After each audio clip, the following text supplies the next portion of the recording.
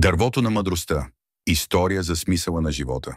Представи си място, където времето спира.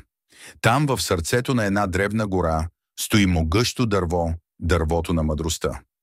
Легендите разказват, че ако му зададеш въпрос, то ще ти даде отговор.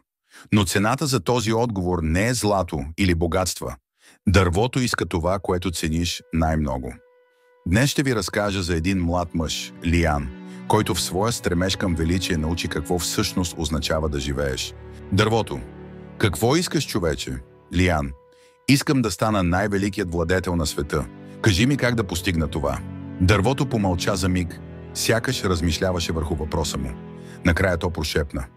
За да постигнеш величие, трябва да се откажеш от всичко, което обичаш. Лиан замислено наведе глава. Обичаше семейството си, обичаше своята любима. Но славата му се струваше по-съблазнителна от всичко. Без да се поколебае, той прие. Годините минаваха, а Лиан изпълни обещанието си. Станал велик владетел. Но с всеки успех губеше част от себе си. Любимата му го напусна. Семейството му се отвърна от него. Дори народът му, вместо да го обича, започна да се страхува. Един ден, изпълнен с тъга, Лиан се върна при дървото. Ти ме излъга. Каза ми, че ще стана велик, но защо се чувствам толкова празен? Аз ти дадох величие, Лиан, но ти избра самотата. Истинската мъдрост не е в славата, а в онова, което не си готов да загубиш.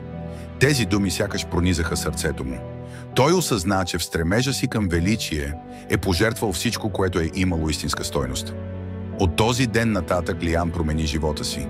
Вече не гонеше величие. Вместо това избра да бъде човек, който дава.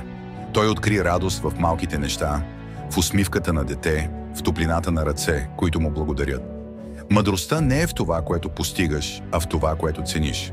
Светът може да те възвеличава, но ако сърцето ти е празно, славата е само сянка.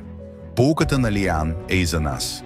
Въпросът не е какво можем да постигнем, а какво сме готови да запазим, докато го постигаме. Животът ни често е изпълнен с шум и гонене на цели, но колко често се спираме, за да попитаме какво наистина има значение за мен. Така че, ако някога се окажете изгубени, помислете какво бихте запитали дървото на мъдростта.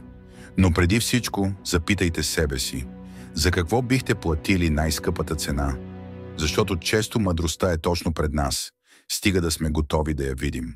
Ако тази история ви е накарала да се замислите и усещате, че има нещо, което заслужава да бъде споделено, не забравяйте да харесате видеото и да се абонирате за канала. Така ще бъдете част от нашето пътуване към мъдростта и вдъхновението.